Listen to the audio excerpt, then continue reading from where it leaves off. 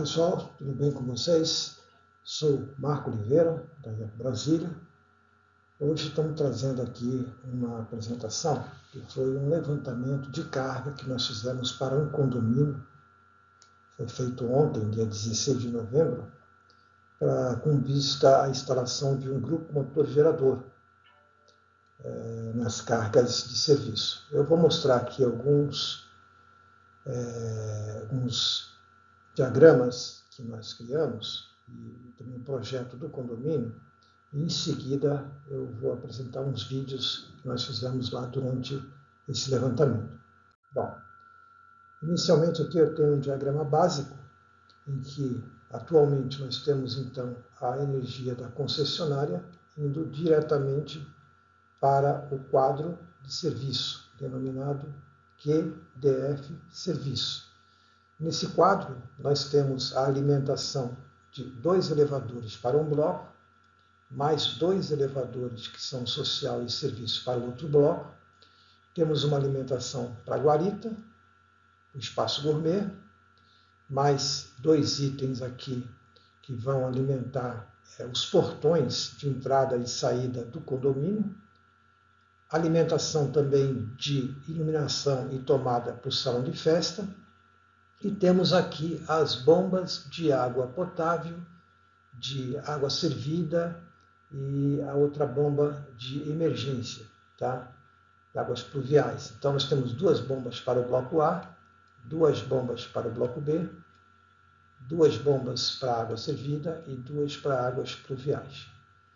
Essas bombas, no projeto original, elas não possuem então nenhum tipo de partida suave, não tem soft start, tá? Elas partem de forma direta, tá? Já os elevadores, eles têm os inversores para a partida do motor, comando do motor.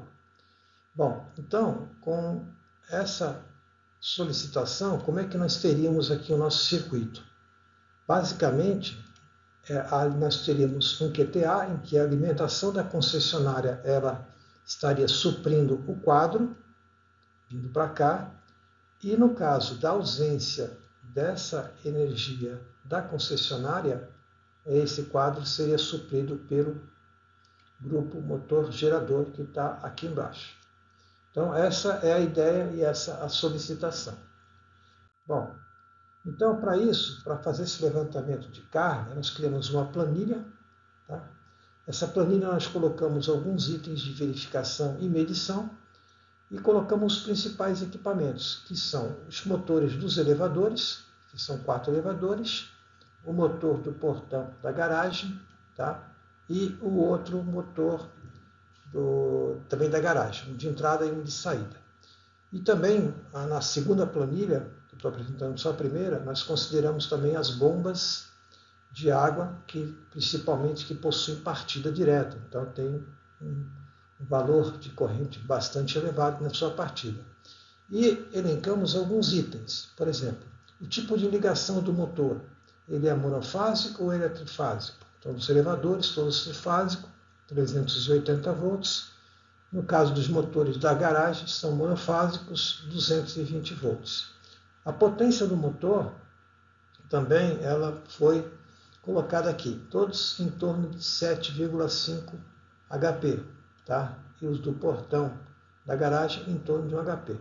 Rotação, fator de serviço não constava nas placas, corrente nominal, então de partida, né? Aqui uma corrente bem baixa, bem pequena, né? A gente colocou depois no relatório, tá? Para considerar um HP, que ele era até 3/4 de HP, esse motor eu coloquei um pouquinho acima para dar uma segurança. A corrente de rush, corrente de partida, que a gente vai dar uma olhada mais detalhadamente no vídeo que nós gravamos, tá? Então a corrente de placa e a corrente de partida, a corrente de rush, usando os inversores. Rendimento também não tinha, tá? E o tipo de partida, no caso os elevadores, eles são inversores da Yaskawa, de 7.500 kW, tá? E aqui a gente tem uma partida direta do monofásico. Bom, Em seguida eu mostro como são os equipamentos que estão instalados. Então aqui a gente tem os motores do elevador, que são todos iguais.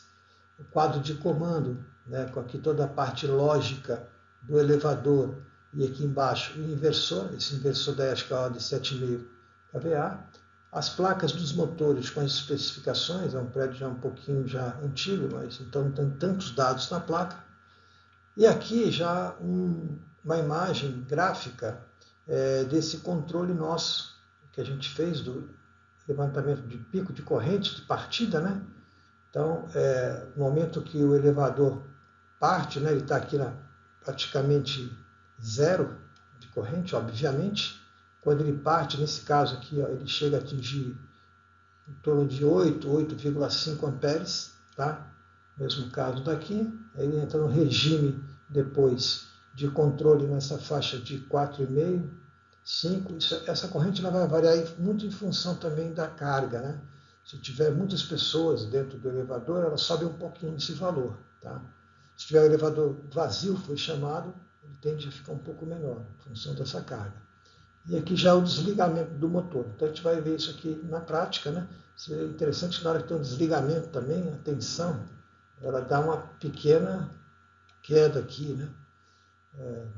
Não chega a ser pequeno não, até razoável, né? Está aqui em torno de 220 volts, que é a nossa tensão aqui de trabalho aqui no Distrito Federal, ela chega abaixo de 150 volts aqui, ó, na hora da frenagem aqui do sistema. Muito bem. Aí eu estou colocando, deixo aqui uma frase final para vocês, vamos assistir a seguir os vídeos, e quem tiver interesse em receber essa planilha de teste, né, a gente encaminha gratuitamente para vocês, basta curtir o nosso vídeo lá, né, curtir, se inscrever, colocar lá o seu e-mail que a gente manda para vocês, tá bom? Então, a seguir eu vou apresentar então o vídeo para vocês conhecerem os testes dos quais nós fizemos lá. Até mais, pessoal.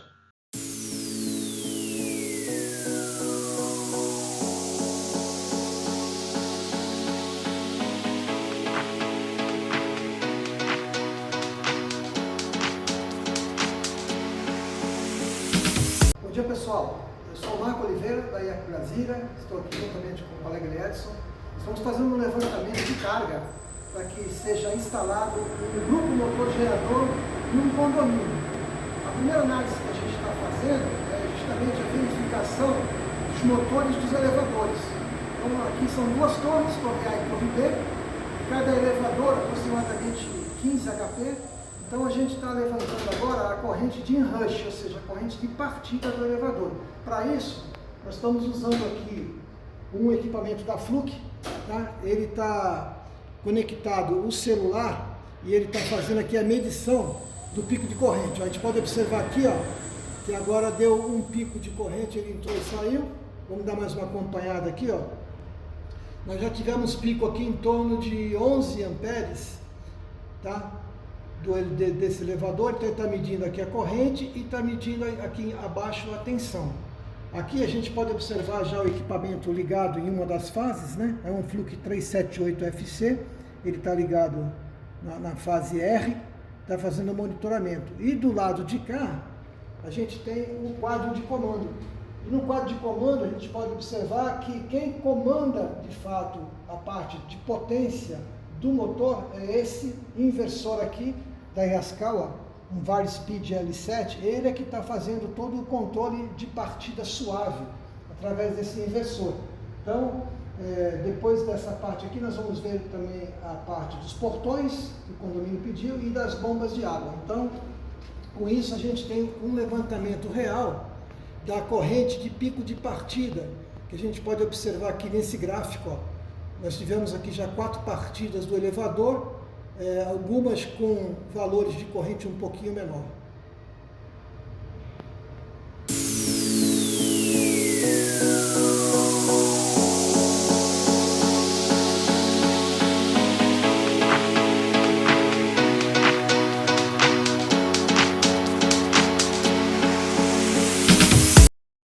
Bom, pessoal, nós terminamos agora o levantamento que nós estávamos fazendo de carga dos componentes para fazer a especificação do gerador de energia diesel, né?